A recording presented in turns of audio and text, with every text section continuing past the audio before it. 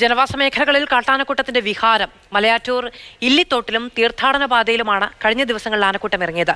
വയനാട് ഭീതിയേറ്റ് ജനവാസ മേഖലയിലെത്തിയ പുലിയുടെ ദൃശ്യങ്ങൾ പുറത്തുവന്നു.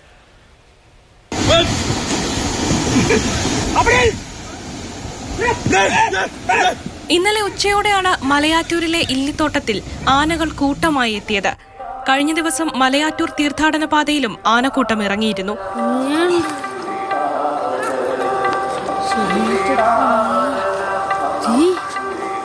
ഒന്നാം കുരിശടിക്ക് സമീപം തീർത്ഥാടകരുടെ മുന്നിലൂടെയാണ് ആനക്കൂട്ടം നടന്നു നീങ്ങുന്നത്.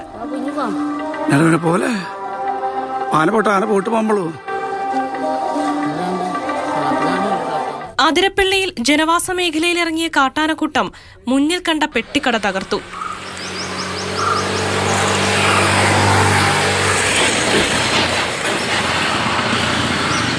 പുലർച്ചെ 3 മണിയോടെയായിരുന്നു സംഭവം.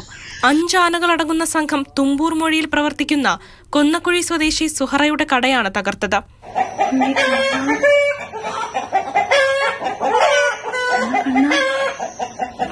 വയനാട് മേപ്പാടിയിൽ ജനവാസ മേഖലയിലെത്തിയ പുലിയുടെ ദൃശ്യങ്ങൾ പുറത്തുവന്നു.